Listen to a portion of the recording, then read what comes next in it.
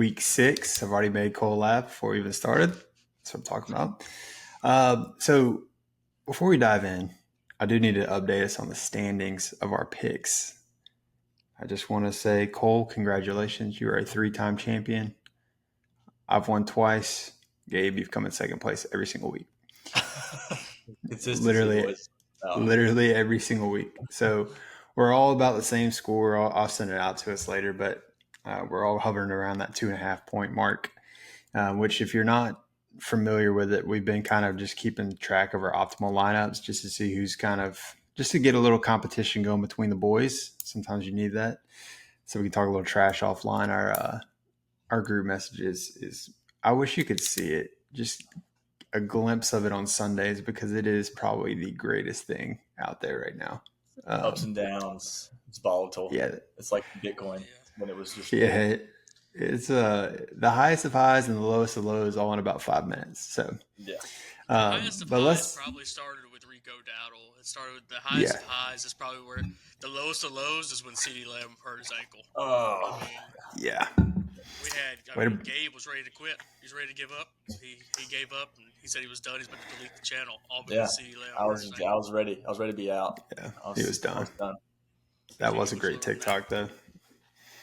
Breaking Bad, falling in the dirt, solid choice. The game will bring you to your knees. You got to be strong. It'll bring you down. Pause. I was watching Josh Pate. I love what he does instead of pause. He does immunity. It'll say something and he'll fire something off like you just said and he'll go immunity and then just keep rolling. It's probably one of the best things I've seen from like that. That's what she said stuff. It's great. But all right, enough chit chat, boys. Let's see what week 6 has in store for us. It's a weird slate of games. I feel like with the London games and the 2 Monday night games, we're kind of getting screwed just with 10 games. I know we only had 10 last week, but just feels like there wasn't a lot to choose from. But let's start with our quarterback position. Cole, what you got week 6 at the quarterback spot? Man, y'all are getting me throwing the darts early. All right, here we go. My first quarterback I've got at 5,400 is Sam Darnold versus Jacksonville. He's coming off 31. He's coming off 31-point performance against Tampa Bay. Jacksonville's 27th in passing yards allowed. They're 23rd in total yards allowed. They let Patrick Mahomes get hot in this past game. Jacksonville did. Sam Darnold's got a clear number 1 target, and Jackson Smith-Njigba, who I think is possibly going to have a big day as well. So I'm going Sam Darnold's my first one. Second one I got is Drake May at 5,900 versus New Orleans. He had a solid game last week. His stats or his points didn't tell the tale for what his stats actually, were. He needed a touchdown really bad in that game, and he would have had great production. So that's something to keep an eye on if he can just get that touchdown. The Saints' passing defense is solid, but it lets up points. And I think the reason the Saints' passing defense is so solid is because they get down and they have to, and the other teams just run a whole lot, So they do let up points. They're one of the worst defenses in letting up points. And on the flip side, I went Spencer Rattler at 4,700. I think he's the lowest salaried starting quarterback this week that doesn't have an injury or not true. Who is it? Cooper? Not true. Cam Ward? Cameron Ward. Start Cam at your own peril. He hasn't broken out yet. Maybe it'll be this week. He has a chance. But Spencer Rattler's averaging 15.2. He's averaging 215 yards at home with 4 passing touchdowns at home and no picks. So it's pretty good. Those are it's a good stat right there. Yeah, those are my 3 picks I've got at the quarterback position. I like it. Every time I hear Spencer Rattler's name, I think of that rap song. I don't know what it is, but it's something about the Rat Pack. I don't know. It's just that one line just echoes in my head over and over again. Yeah, that one. What? Do you know what that is? It's 3-6 Mafia. Okay. Yeah. I promise you, every time that's got to be it, dude. Every time I hear it, his name, I promise you, that's the line that goes through my head.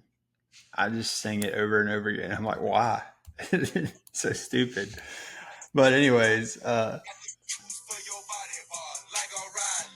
That's it. Is that the song? That's it, dude. I just get that beat bumping. I'm like, dang, I want to pick Spencer Rattler, but then I remember he sucks. So, Gabe, We're with the Rat Pack this weekend. There it with the is. Rat Pack.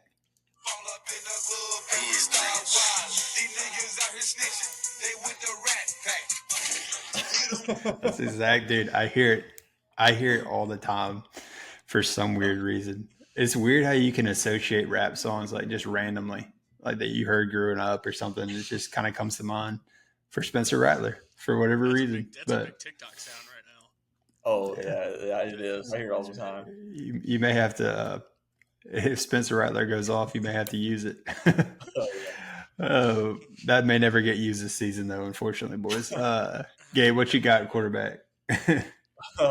I like Drake May. Cole said Saints are letting up about 27 points a game, so New England should get up pretty early in that game against the Saints. That's also on turf. So the Antonio Gibson, I think he either tore his ACL or blew his knee out last week. Yeah, he's done. So, yeah, they got two running backs there, and they're both kind of heavy pass catchers. They're letting Drake May sling it. So yeah, I like Drake May. Besides that, so I didn't just wear this shirt for nothing. I'll tell you that right now. I don't know if you guys watched the Titans last week or saw what happened, but Cam Ward is him. Cam Ward is the guy. He's going to end up being. You shouldn't have wore that shirt then. Cam Ward is going to be. Yeah, you need a Cardinal shirt. Dare I say he's Tennessee tough.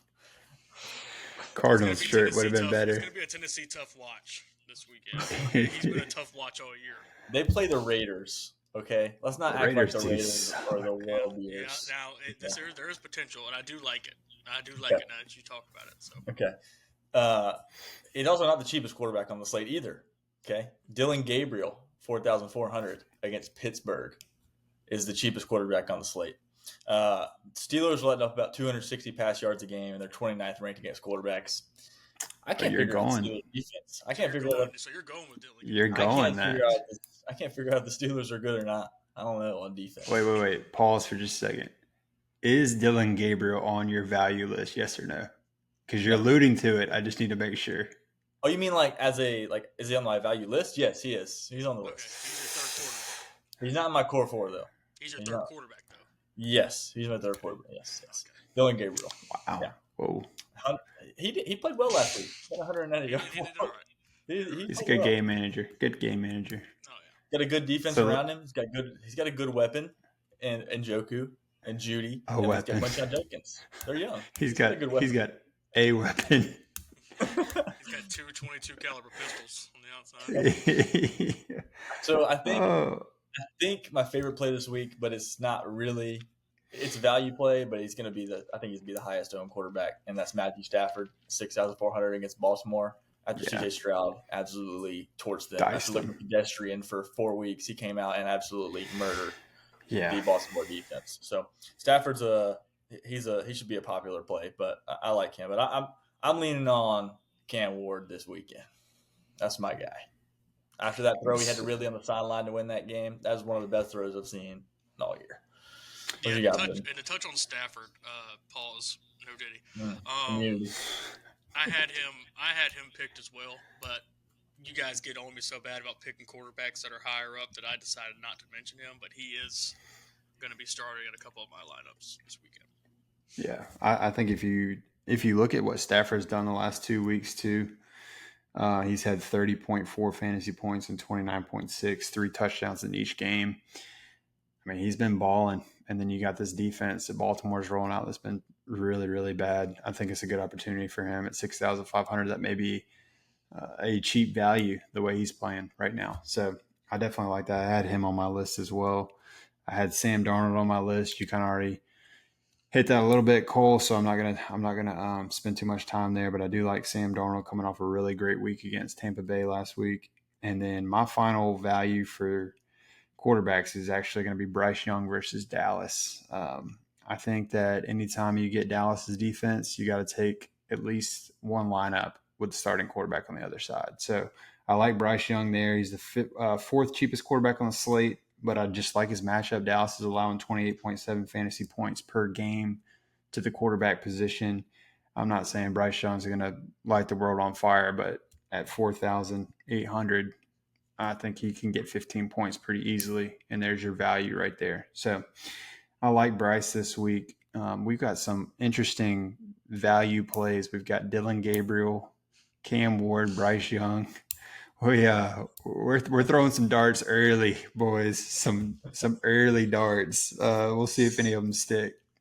But let's jump to the running back position. Unless there's anything else y'all want to add, quarterback wise. Anything else? I can add a little something real quick. Okay.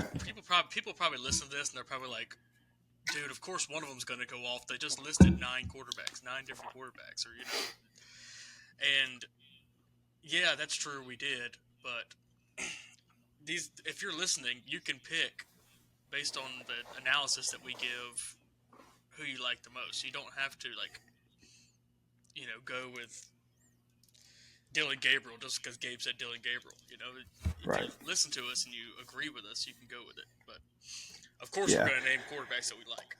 But we all name different guys, and I think that's what the whole point is to like who do you like the most out of those super guys? You got to find. It's kind of it's our ranking.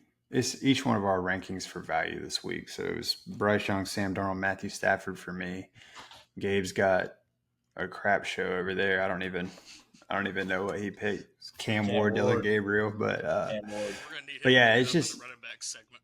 Yeah, it's just our rankings based off of who we think has the most value this week. Speaking of, go ahead. None of them are bad. I mean, none of them are bad because we're all even, right? In points. Yeah. We all have the same amount of points, so we're not necessarily wrong with most of our picks, and I don't think we've been wrong on any of our picks really so far this year. So. Yeah. I agree. I like it. Let's jump to running backs. Gabe, our fearless leader, start us off the running backs. Well, I knew this probably wasn't going to be able to happen again. We got Rico Dowdle last week at 4,300, and he went for 200 yards on the ground.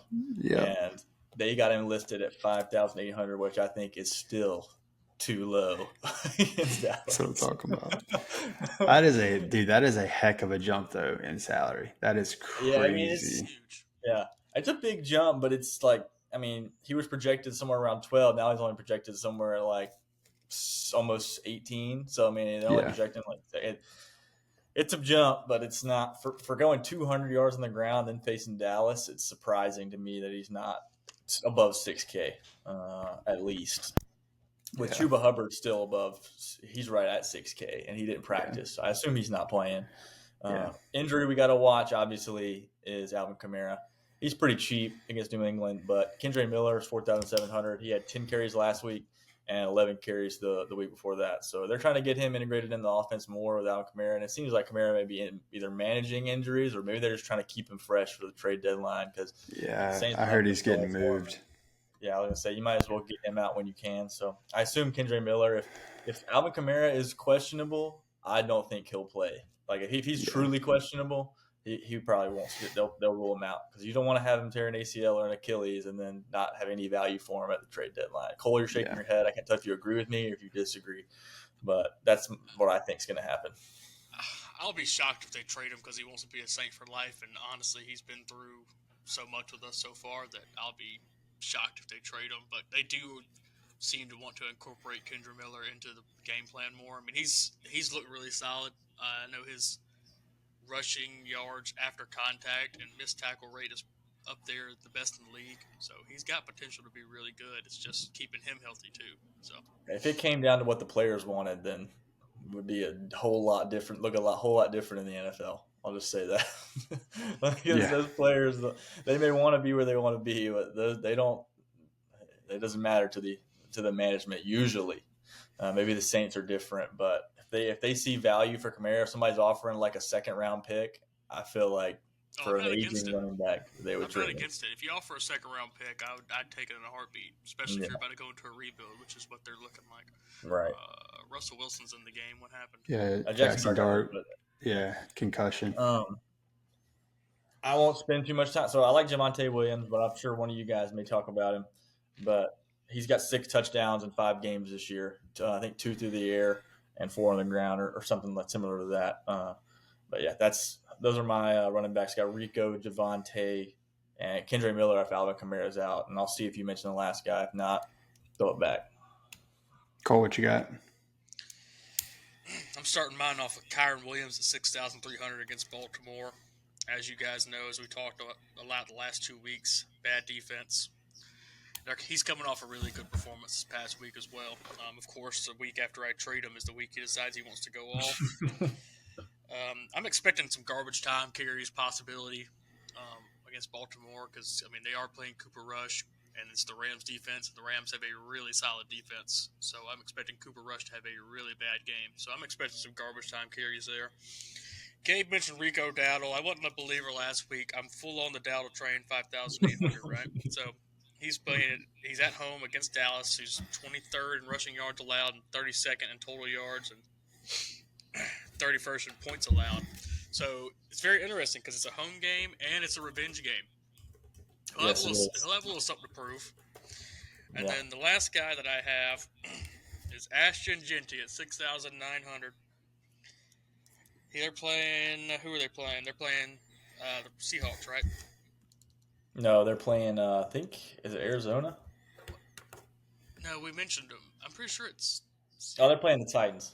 Titans, that's right. We just mentioned that's who we were mentioning. But yeah, the Titans have let up 146.6 rushing yards allowed a game, and Ashton Genty is averaging 22.4 fantasy points per game at home. So those are my 3 running backs that I've got circled. Sorry, guys. I'm going to be completely honest with you. I was watching Brian Daboll lose his mind. Who was that guy? Who was that? A team doctor? It looked like a team doctor, but dude, he was freaking out because they were taking so long to evaluate for a concussion. Heaven forbid they check him out to make sure he can go back in the game. I thought it was a knee or something. No, I think they were. Well, it could have been a knee. I glanced, but yeah. Sorry. What was your 3? Quickly, 3. Rico. Who was the other ones? Mine, Rico, Kyron, and Ashton Genty. Okay, perfect. My turn. Rico, revenge. Want to hear a quote? This will get you fired up right here. This is from Rico Dowell. They better buckle up. They better buckle up.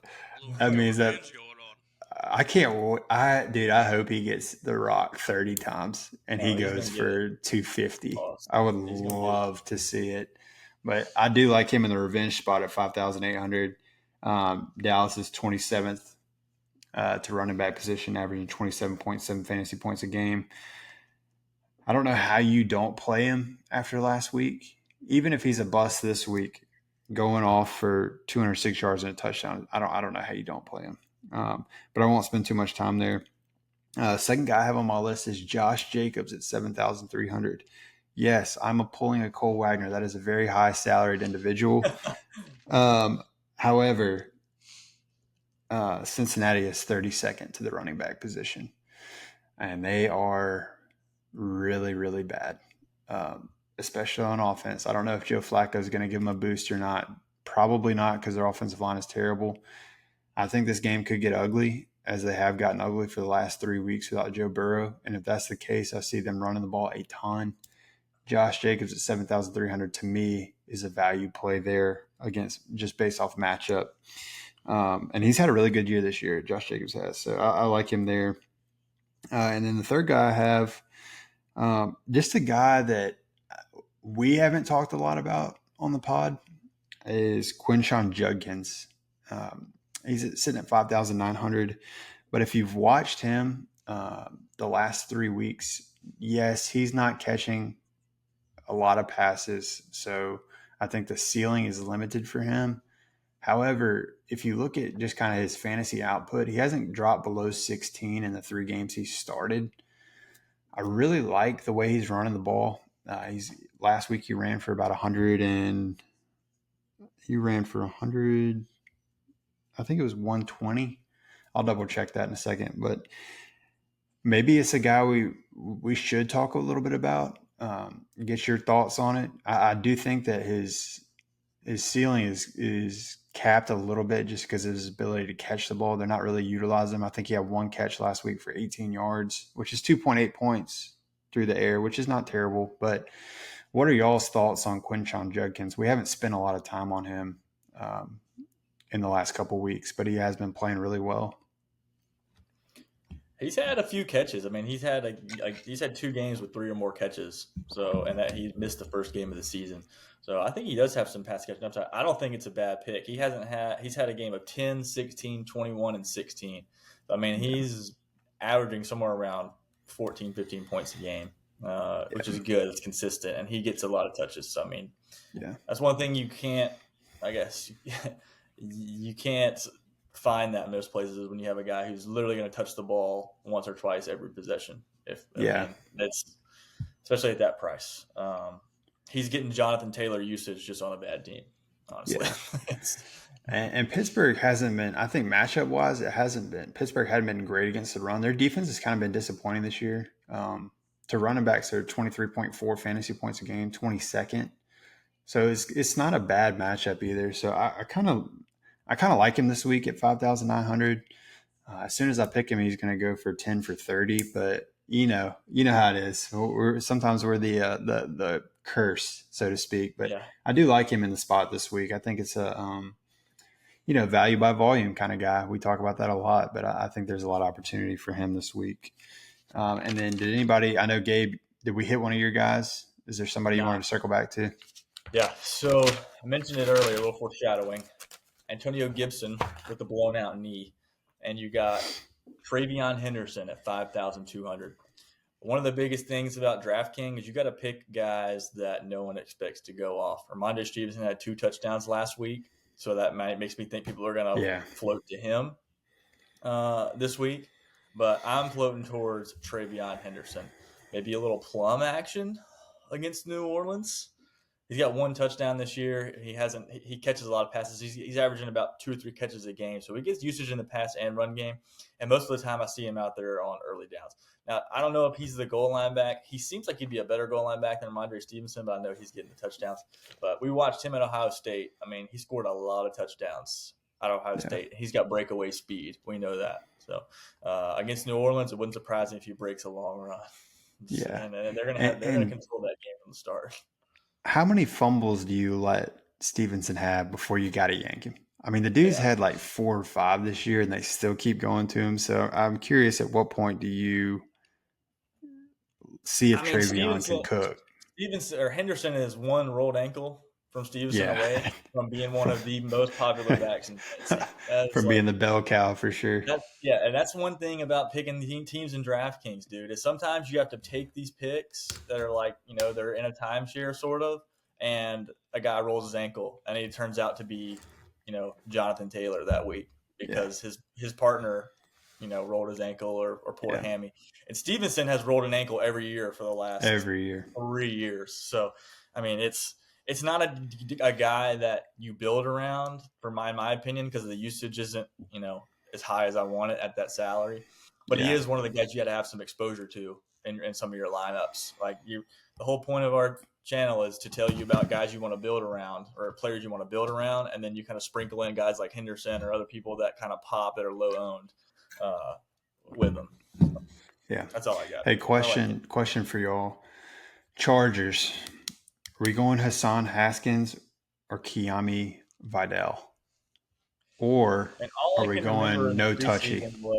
All I can remember in the preseason was Vidal he scored a couple of touchdowns, and it seemed like he was third string. He got all the starts in the preseason when Najee and Hampton went out. So I kind of lean on Vidal, and he's been there for a while. But Haskins was, I think, at the Titans for a while, and so he's new to the Chargers, and Vidal's not. So that's why it makes me think maybe I lean on him. But I don't like either of them at the price with the timeshare at all. I mean, it seems like it's about to be Justin Herbert season this week. Yeah, Herbert's been running a lot this year. But interesting stat for you guys: Haskins and Vidal, 21% offensive snap count last week. Identical snap count, identical salary this week. I think I would be scared to touch either one of them. One of them may go off, but that's probably I may have one lineup the whole weekend. 15 points. They both are like projected with their salary at 15 points. I mean, between the two of them, they're projecting 30 points between both running backs. No I don't shot. see that happen. I mean, if they both score a touchdown and get 50 yards, they meet their projection. Yeah, I'm with you there. All right, receivers. Question before we give our values: is Diggs back? Yes. I want to let you finish Quick the answer. sentence. Yes. Quick answer. He's back. Back. Cole back. He's back. I think he is. I really do. I think he's back. New child on the way. Fired him up. Back-to-back 100-yard games. Cardi B in the stands. Baby on the way. I was kidding. No, there is a baby on the way. There is a baby on the way. Yeah. Baby on the way. He's back. Baby on the way. He's got to make sure. He's got to make sure he can feed the fam. That's Baby right. Stephon. Yeah, he's back. Yeah, it's weird. It is weird how those ACL injuries, they just kind of suddenly come back to form. It just takes a little bit of time and repetition as they're playing. For some reason, it took him a couple extra weeks to get going, but I do think he's back. He was balling Monday night against the Bills, so I just was curious to get y'all's thoughts on whether or not he was back. Not foreshadowing anything. It seemed like a usage issue to me. Yeah. With Drake May, the way he's looking for him now is like completely different than he was early in the season. I agree completely. I don't know what changed, but he realized that Keishon Butte is booty. Yeah, maybe so. All right, I'll start us at receivers.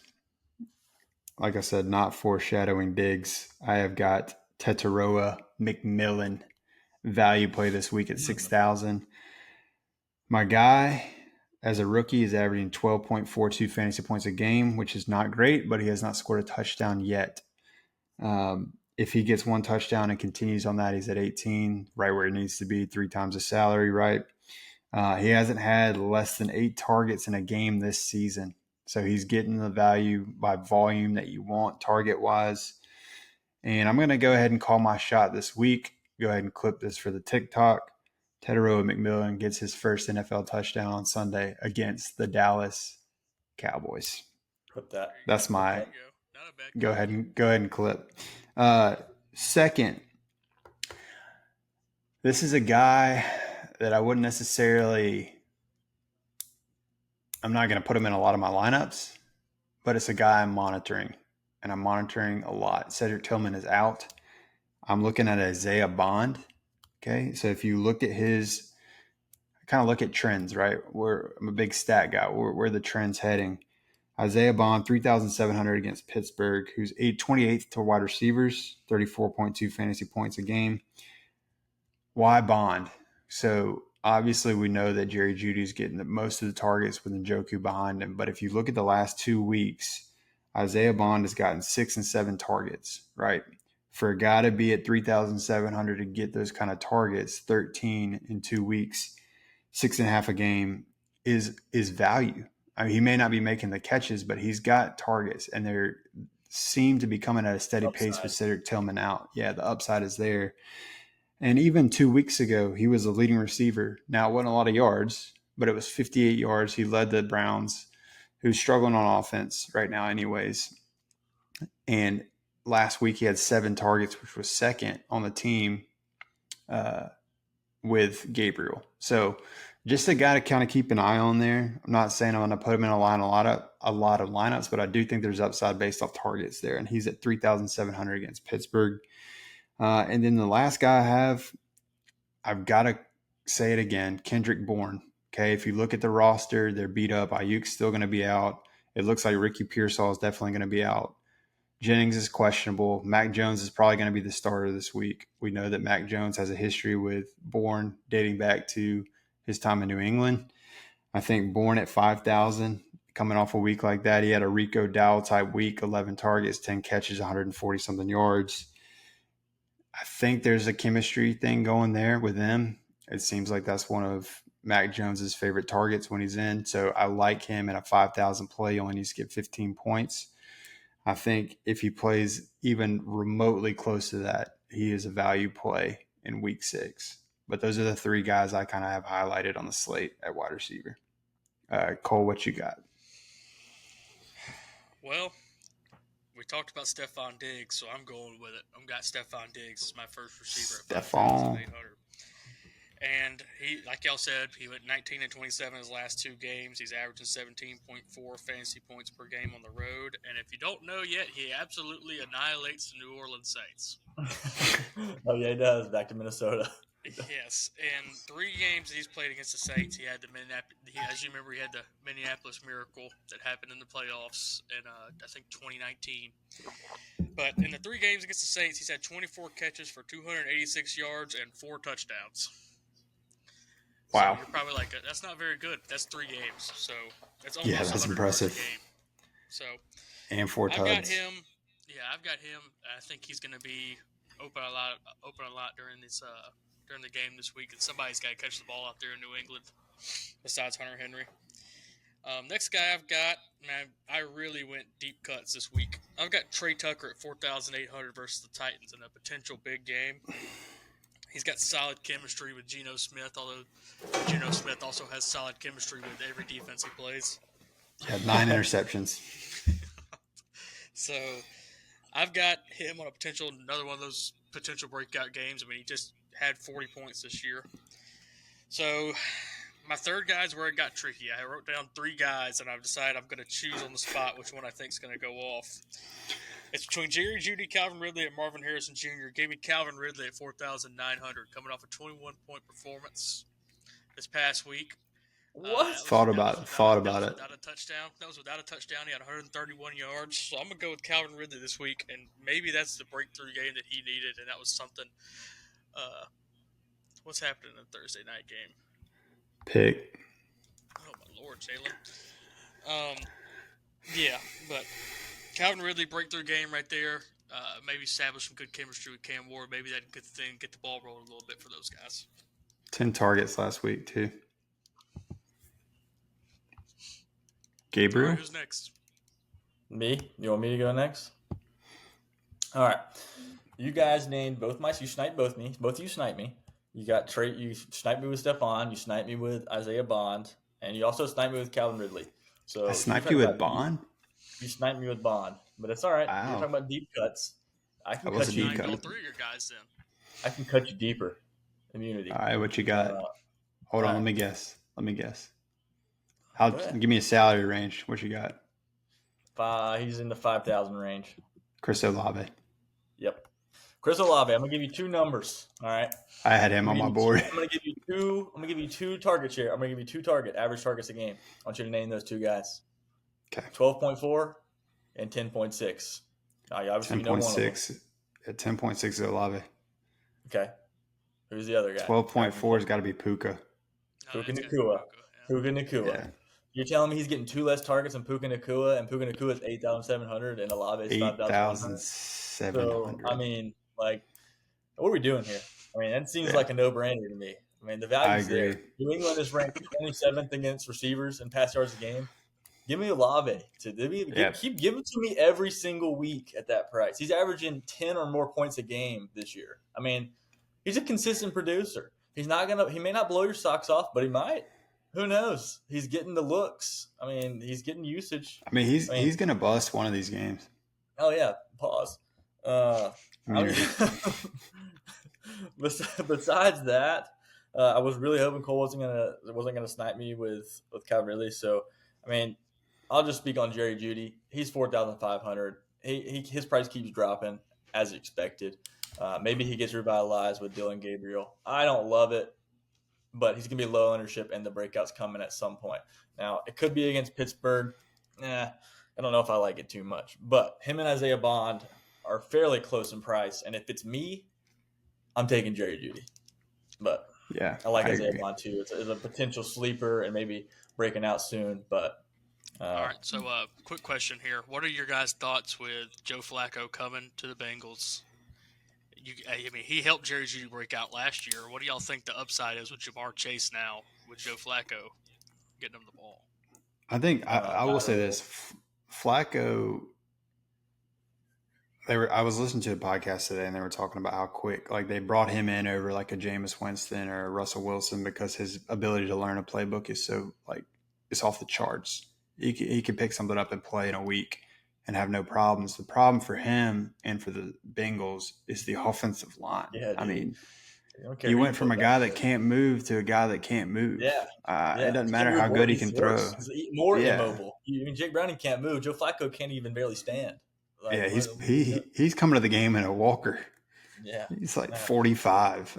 I just think it's a lateral move. I don't know that it's going to help anybody too much.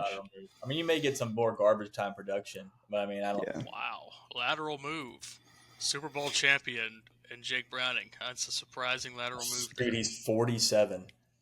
Now, if they had traded, if they had traded for like a Anthony Richardson, who can move, and avoid the rush, I would say okay, maybe.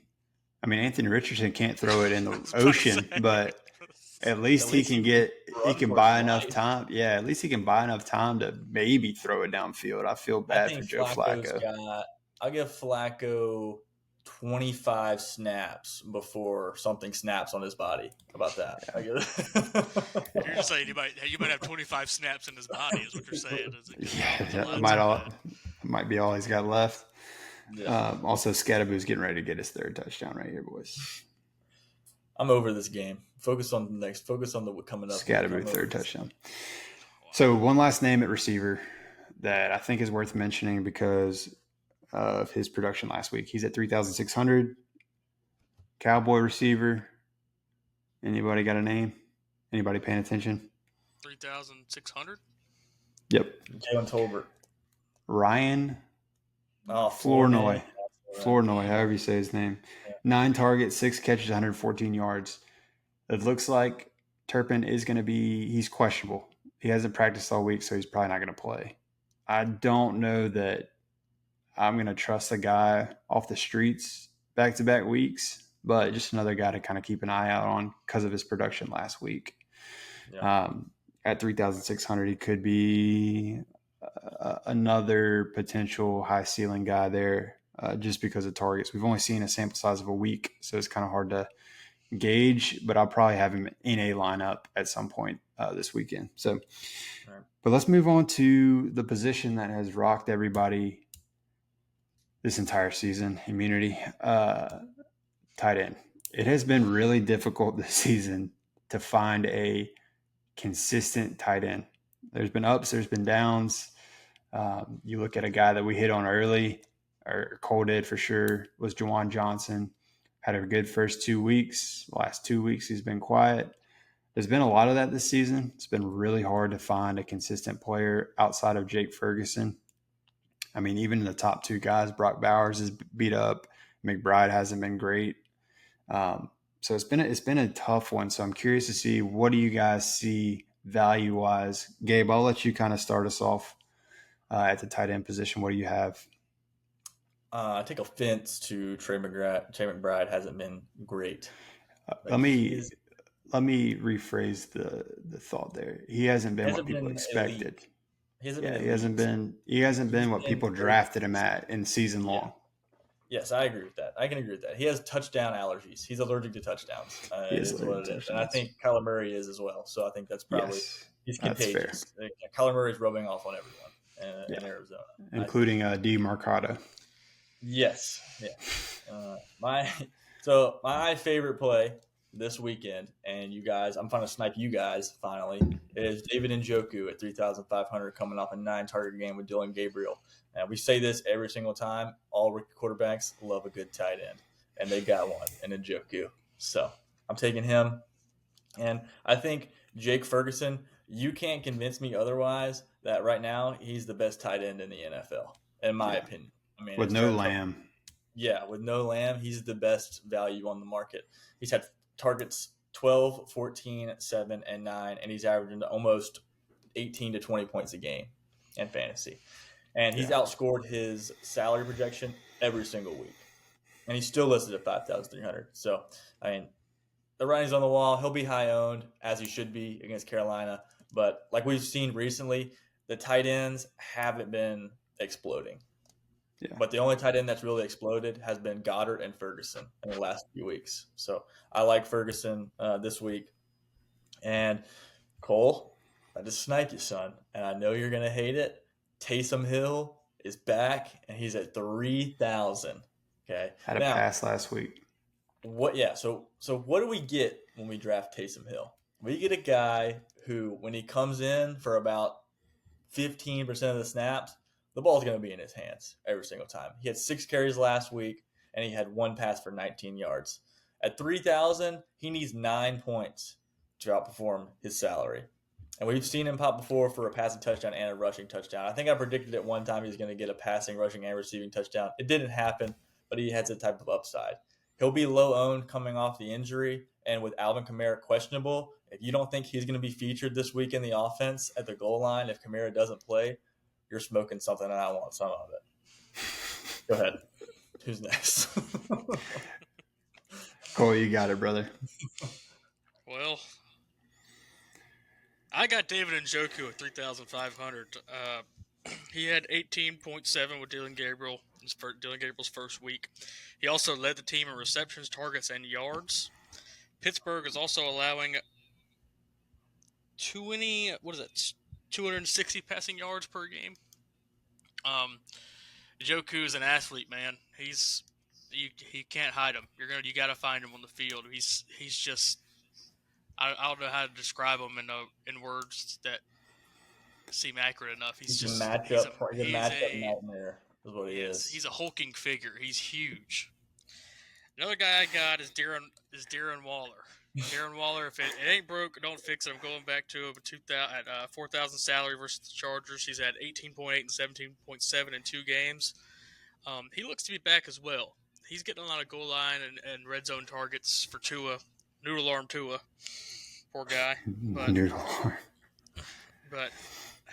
Darren Waller seems to always be open in the end zone. Well, I'll say this. Hold on. You're going to have to stop disrespecting Tua because he's top 3 in the NFL at pass accuracy over 20 yards. Okay, go ahead. Well, when you throw 2 a game.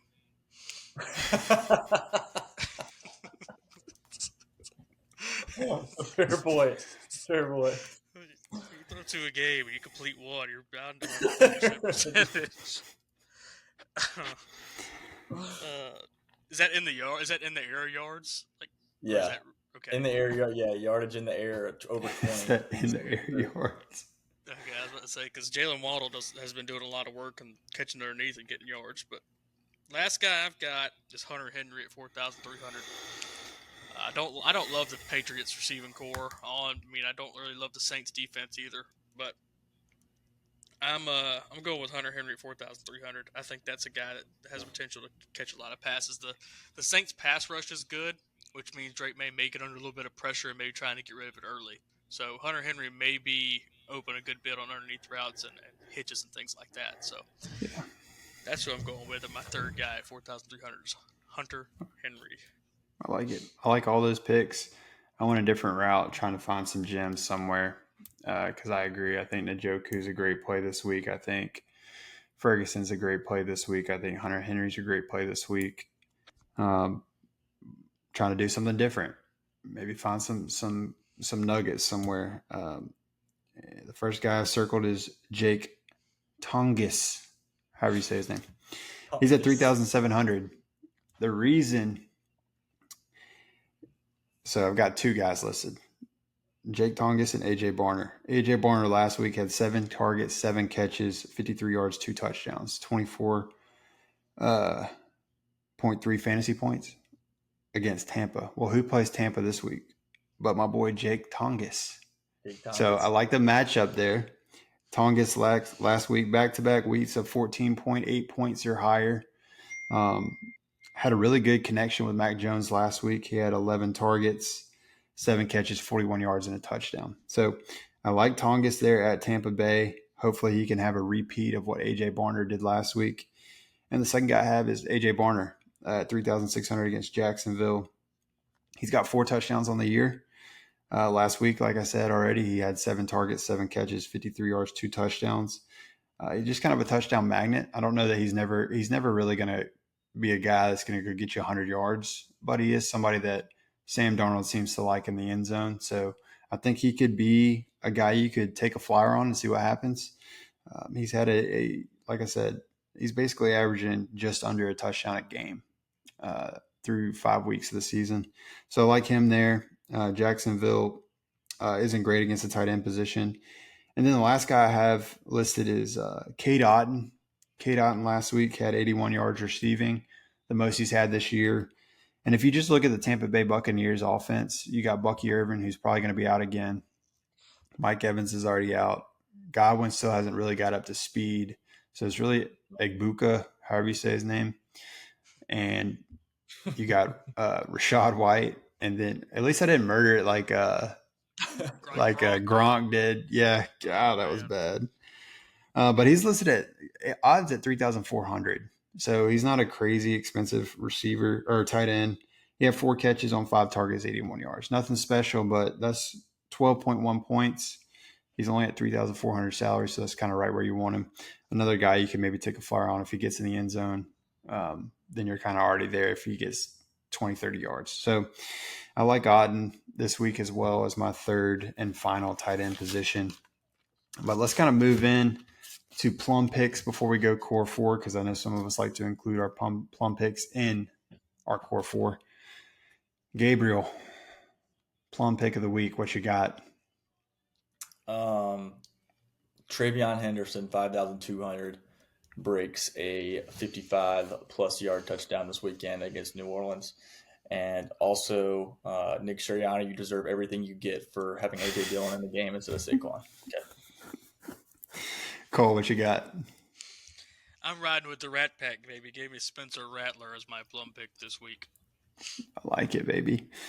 And now that song's going to be in my head as I go to bed tonight, so thank you for that. I've got Tedero McMillan as my plum pick this week. I've kind of already alluded to that a little bit earlier in the segment, but at 6,000, like I said, calling my shot, gets his first NFL touchdown against a terrible Dallas defense.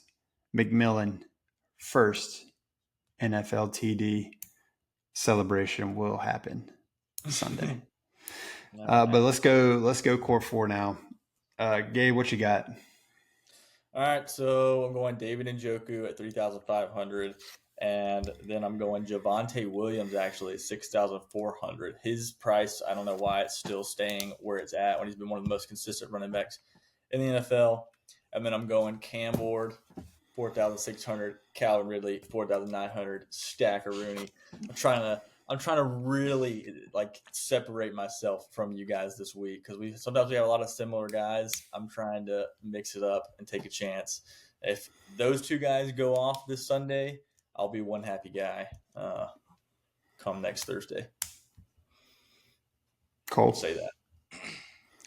All right, my core 4, we're going with Spencer Rattler, Rico Dowdle, Stephon Diggs, and David Njoku. I like it. I'm going McMillan, Dowdle, Tongus, and Olave as my core 4 for this week.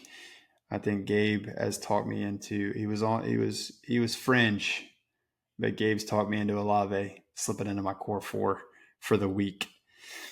I got that feeling it's going to happen. It's going to happen this week. You know, if the ball's headed your way, somebody's gonna have to catch it. Yeah, so no doubt. Might not be the receiver. Yeah. No doubt. So AI optimal lineup this week sitting at 144.3 fantasy points projected. We've got Trevor Lawrence, QB1, Kyron Williams, Josh Jacobs, Chris Olave, Jackson Smith and Jigba, Puka Nakua, Jake Ferguson, Hunter Long. Just for those listening, Hunter Long, who is he? Where does he play for? He plays for the Jacksonville Jaguars. Brenton Strange went to IR this week. Hunter Long sitting at the flex for the AI. And then they picked the Ravens defense at 2,100. I don't think you could pay me to take the Ravens defense right now. So not so sure how I feel about this AI optimal lineup. They do have a lot of big hitters with Jackson Smith and Jigba, Puka Nakua, Jake Ferguson, Kyron Williams. Josh Jacobs. They definitely they spent their salary on some top dogs for sure. Dolly Parton, I'll say. Yes, absolutely. But let's jump to our optimal lineups. What are we thinking on the week? Cole, start us off. What you got? Let me get it pulled up here real quick. I'll go because this dude's not prepped. Yeah, go ahead. Go ahead, Gabe. The game on my phone, man. Yeah, what you got? So I'm starting out. I with my value picks, ended up having a lot of salary left over. So I'm starting out Justin Herbert, quarterback against Miami. Rico Dowdle, 5,800. Josh Jacobs, 7,300. Stefania Diggs, 5,800. Calvin Ridley, 4,900. Jackson Smith and Jigba, 7,600. David Njoku, 3,500. Javante Williams, 6,400. And then give me that absolutely lethal Tennessee Titans defense that shut down Kyler Murray in the second half at 2,400 this week. Tennessee Like tough. it. Cole, you ready? I'm ready, man. What you got? All right, give me Spencer Rattler, the Rat Pack, 4,700. Give me Rico Dowdle, 5,800, running back 1. Kyron Williams, 6,300, running back 2. Stepped on Diggs, 5,800. Puka Nakua at 8,700. Jackson Smith and Jigba at 7,600. David and Njoku at 3,500. Shout out to B-Flow, Kendrick Bourne at 5,000, and then the Saints defense at 2,400, hoping that they can keep it close. Please switch that to the Titans against the Patriots. Please go to the Titans against the Raiders. Titans D has been good, man. You're sleeping on it. Jeffrey Simmons is a dog. I might look at it just because of Gino's ability to throw the Yeah. interception. I agree with that. You got to look at the Titans. In fact, I'm going to change it. I'm going to go Titans defense instead of the Saints defense. I like that pick. But that being said, the Saints just scored 18 last week, so I expect that to happen again. Yeah, I like it. Yeah, it'd probably happen now that you changed it for sure. I've got Samuel Darnold, Rico Dowdle, Joshua Jacobs, Jackson Smith and Jigba, Puka, McMillan, Jake Tongas, Chris Olave, and the Titans defense this week. Boys, we've got the Titans defense, all three. Panic button immediately. Panic button. Sound the alarm. Sound it. All right, so let me ask you guys this. We all have, well, we don't all have. Yeah, we do. We all have Puka Nakua sitting at 8,700. I don't have Puka. I have Jackson Smith. Yeah, you don't have Puka. I'm sorry. Okay, Gabe, let me ask you this question since you don't have Puka. Is the salary scaring you? No. Well, I think he's very consistent, but I feel like he's just going to be so heavily owned. I'm just trying to be different. I mean, 8,700. He needs about 27 points to produce against Baltimore.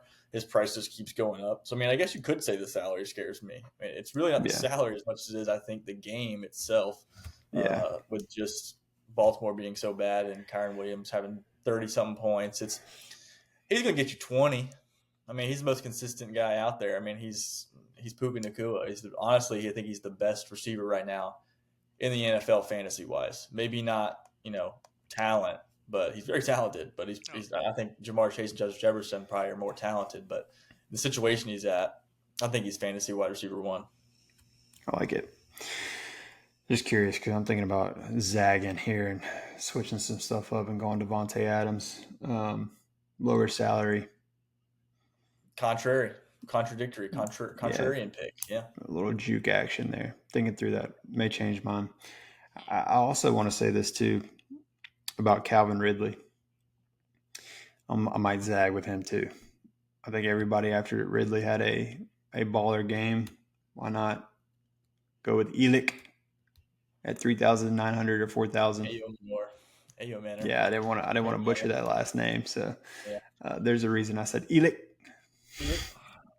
Calvin. So the reason I picked Calvin is last week he had 10 targets, and I finally saw Cam Ward and Calvin Ridley look comfortable together. They had been building chemistry. And like I said, if you haven't seen that throw that Cam Ward made at the end of that game to Calvin Ridley to kind of put that game away, you need to look at it because it was an absolute dime. And it seems like Calvin Ridley's the drops he's maybe leaving him, hopefully, and he's got some confidence.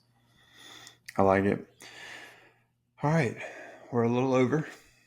Anybody got any last minute ads? Last minute thoughts? Yeah, the Eagles are terrible. If Jackson Dart can throw a touchdown to Theo Johnson here and Devontae Smith can get one catch, I'll win $428 on a $5 bet. So, wow. Good luck. How much time's left? 3 minutes. Yeah, that ain't gonna happen. But I like the optimism. All right, well, that's it for us at the Print. Week 6. Good luck, everybody. We will catch you in week 7. Happy hunting. See y'all.